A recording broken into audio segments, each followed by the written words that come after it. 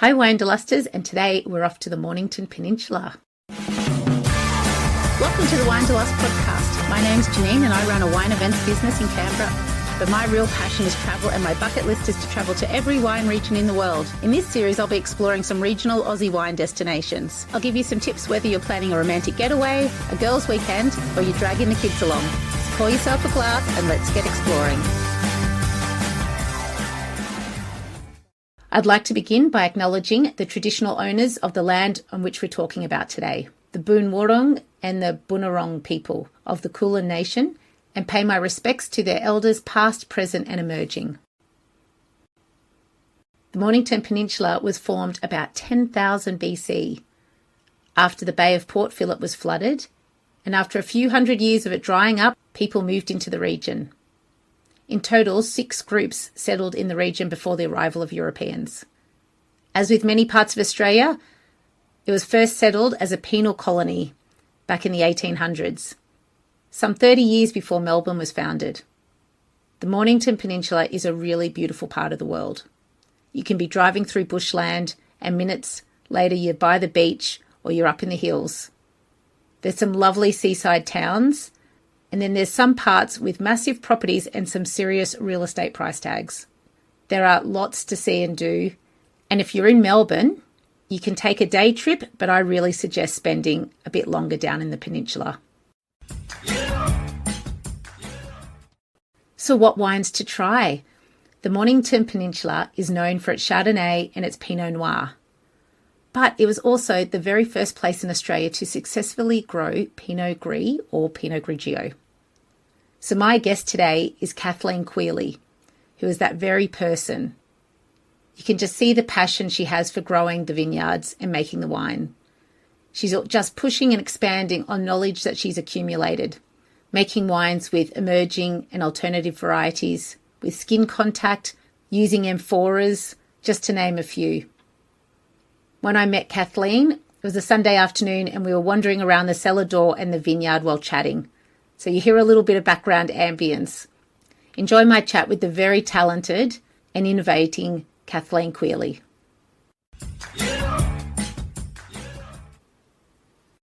We bought this place 21 years ago. Yeah. So we, Kevin, my husband and I, both trained as winemakers. I studied at Wagga, he studied at Roseworthy. We came down here in the late 80s and started work. Oh, wow. And then I've kept going ever since. And then we bought this place in 2003, but we used to buy the grapes from here. Oh, then. Right. So you knew the grapes were good. Yeah. And you've got so many different varietals and stuff, yeah. So has it been a good vintage this year, or what was the weather like down here?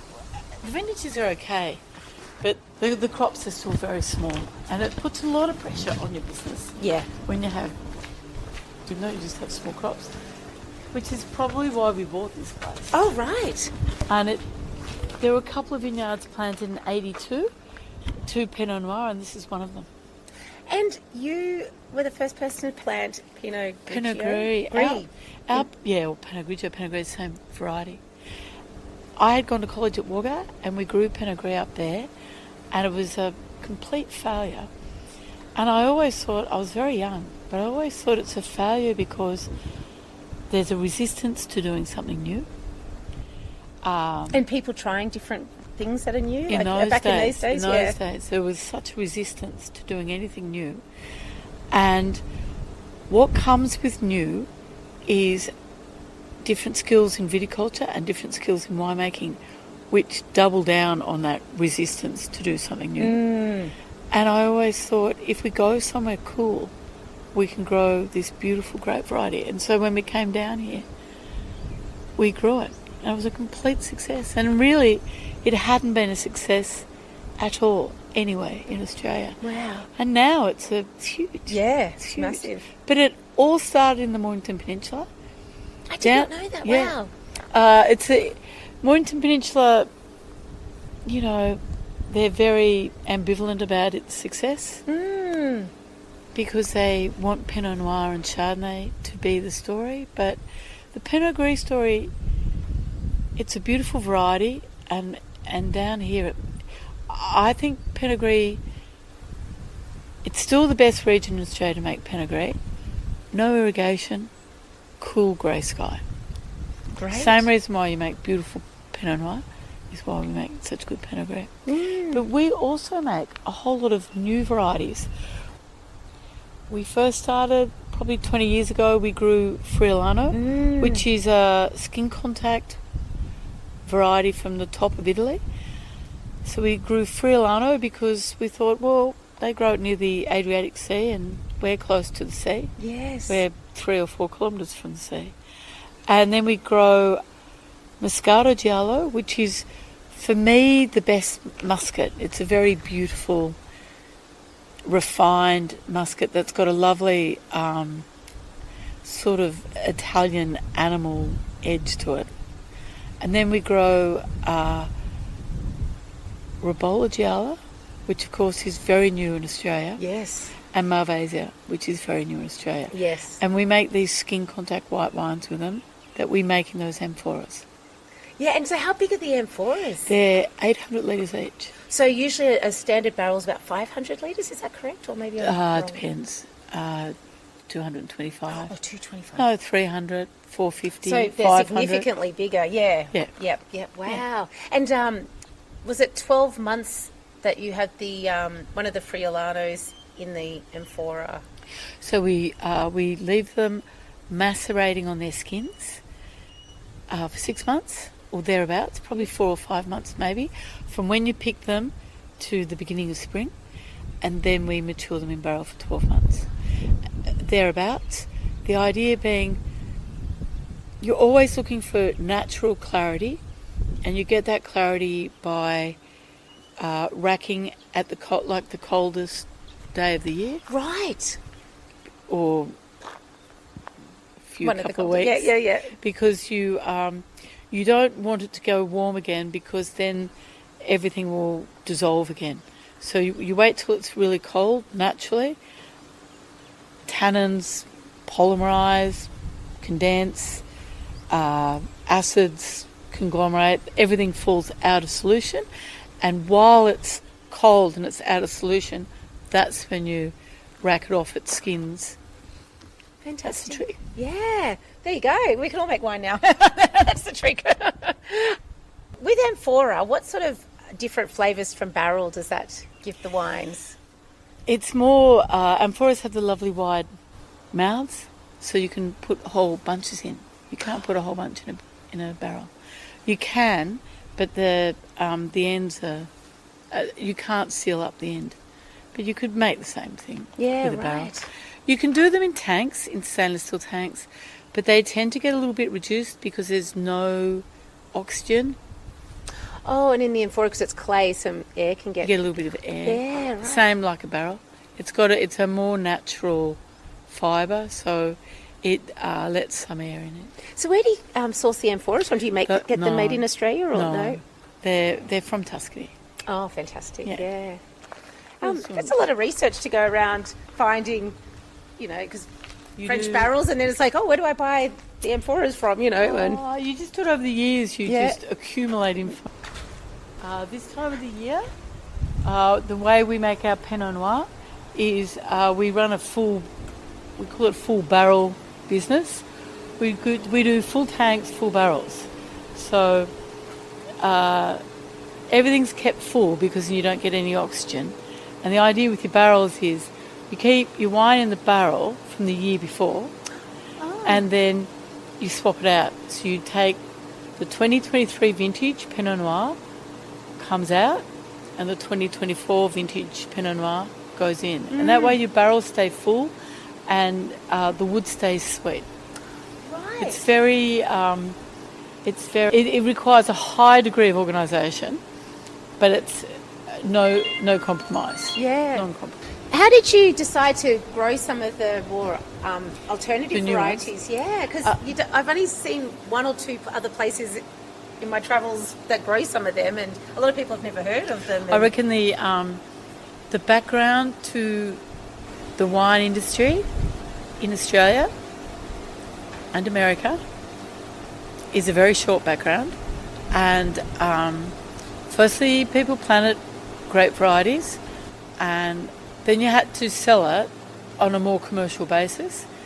And to sell it, you had to rely on all the marketing that Europe had done. So the big varieties sold, and that worked.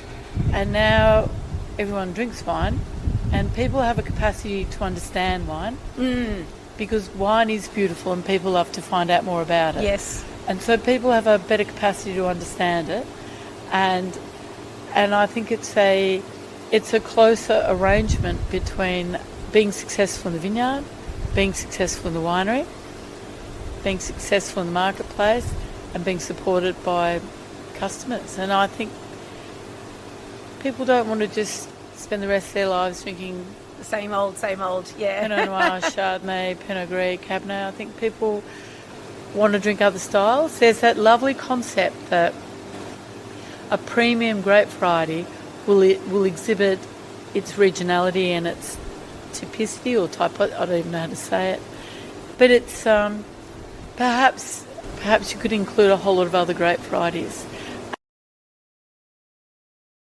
What you're looking for, I think, what everyone's looking for in wine is firstly a lovely drink, and then they want it to remind them of where they've been, don't they? Yes. I mean, people go, I went to Bendigo and I bought this beautiful Shiraz, and it just reminds me of Bendigo. I think that's very true. And I think it's a great story when you open it up with friends and you can tell them all about the place you visited. And it's part of why wine touring's great, visiting cellars is great, and you end up in this sort of binary system where you go to cool climate Australia and all you drink's Pinot Noir and Chardonnay, and then they maybe give you some Pinot Gris, maybe Riesling. The idea behind the skin contact grape varieties is skin contact white wines, you make it like you make red wine. That's exactly how red wine's made. So red wine is left on skins and makes wines that have huge regional character and big quality, big type. It expresses the winemaker, the soil, everything. So obviously these skin contact white wines, they can do the same. I think they need to be made. They need to be really good varieties that suit skin contact, which is why we planted Friulano, Ribolla Gialla, Malvasia, and Moscato Gialla. So they need to have that capacity to ferment on skins or macerate on skins for a long time, and then you need to look after them really well. And the hardest thing to do in wine is keep the oxygen out, so you don't oxidise wine. It sounds really basic. Keep your tank full, keep your barrel full. And that's quite difficult with skin contact wines because they're full of skin. So once you've overcome the working problem, well then you can... For me, you need these interesting varieties that express your region and then overcome the working problem, and then you can start working out whether it's... You want to make them like maybe a classic red wine for, down here. For me, a classic red wine is probably 4 to 6 weeks. For other people, it might be 1 to 2 weeks on skins. Everyone's got their own style. Yes, yeah. That's so experimental, like trying all these things and seeing what works. But it's not experimental for us. It's advancing. We just do a little bit every year. And we've been doing it for a long time. So it's not... experimenting's the wrong word for us. It's more... It's going to end up well. We're just moving in a direction. Yeah, that's fantastic. That's so good. I had read a review that said you were a visionary, and I can... Listening to you, can you hear that? Because I don't know if we're that. I think we just came down to a region and we had some information and kept going. Yeah. But I think it's wonderful because, like you said, not everyone's doing that. So no. But the skin contact story is really it's not me. The skin contact story is really my husband Kev and my son Tom, and we grew Friulano here, and I was a winemaker and I was trying to make it like a Semillon. I thought, I reckon I can make this like a Semillon. And my son came back from overseas and said, in Italy, they fermented on skins for a month, 3 months, 6 months, and that's when we really started. The first Turbol Friulano, which I think it's still a leader in skin contact white wine in Australia. Turbol Friulano was first made in 2011. Right. And Turbol is a dialect for Italian, for cloudy. And the idea was these wines, of course, had no filtration, no fining, and that if they are a bit cloudy, that's part of the style. When we make it, it's not cloudy anyway. No. And you've got two different ones that you've got on offer. We make one in amphora for 6 months, which is very selected bunches, and the other one is only 11 days, and so a more approachable one. Yeah. No, they were both delicious. I wanted to taste before. Thank you. It was great. So your son's a winemaker as well now? Well, he is the head winemaker here now. I'm more bottle washer. Bottle washer. Right? You know what they call it? I'm the bottle washer. Big mentor. No. The coach. No, I don't think I'm his mentor. But no, I think I'm the bottle washer. But I think the basis of our business is viticulture, and it always has been. It doesn't mean we're the greatest viticulturists in the world, but we understand how important viticulture is, and we have the same proportion of people and expertise in the vineyard as we have in the winery, and that sort of sums it up really. And for us, running your own viticulture, controlling your own viticulture is the business. And we have 5 different vineyard sites on the Mornington Peninsula. Oh, right. And we run all the viticulture. And do you notice much difference between do you have the same grapes in each, or in some of them, or? The basis of our business is Pinot Noir, Pinot Gris, and we do single vineyard Pinot Noir, Pinot Gris on every vineyard, and they're all completely different. We're at Balnarring.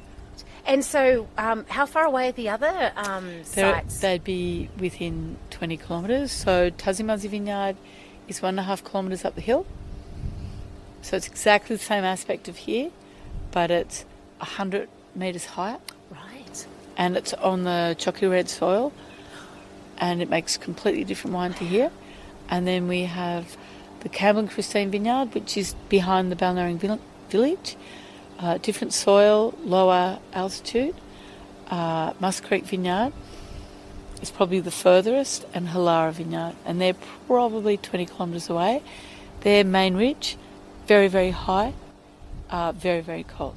Right, wow. And they all make different wines, and in our cellar door, or wherever you buy our wine, you buy them as single vineyard wines. So you don't buy Quealy Pinot Noir, you buy Quealy Musk Creek Vineyard Pinot Noir, or Quealy Tazimazzi Vineyard Pinot Gris, all single vineyard wines. And summary of it is, it's an interesting paradox. Where you grow the deeper, more powerful, brooding Pinot Noirs, you also grow and make the most delicate Pinot Grigio styles. Oh, right. It's really amazing. So our Balnarring Pinot Grigio is from Campbell and Christine Vineyard, and the Ferry Maris Pinot Grigio is from here. Both very delicate styles.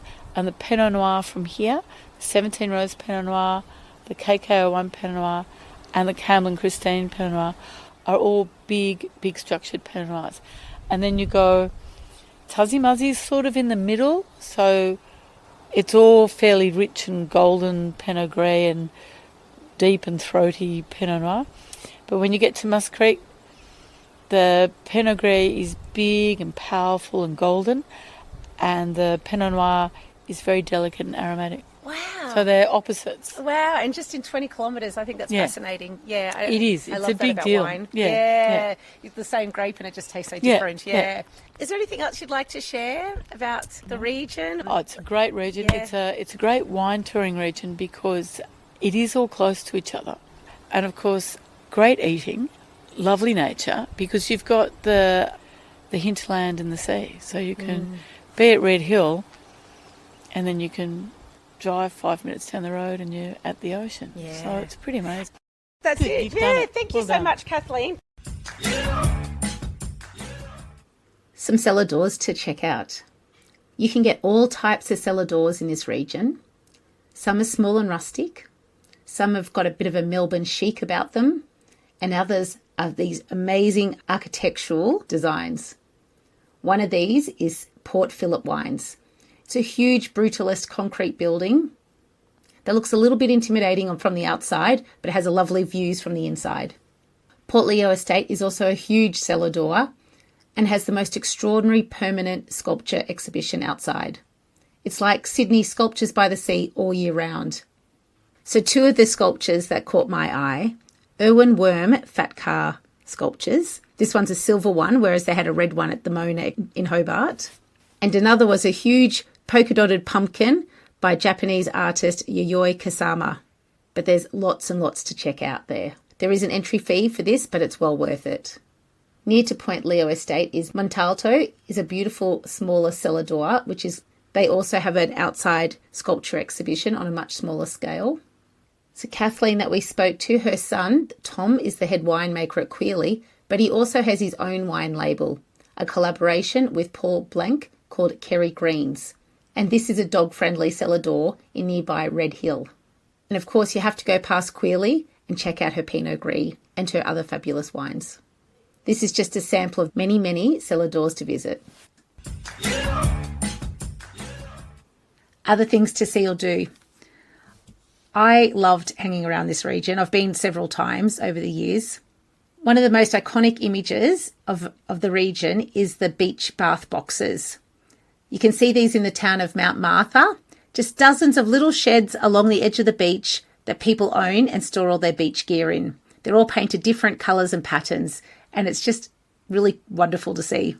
The Main Ridge Dairy is a great detour from wine tasting. There's lots of cheese to try. Just don't leave it too late in the day as they close at 4 p.m, but you can get a glass of wine down there and check out the cute goats as well.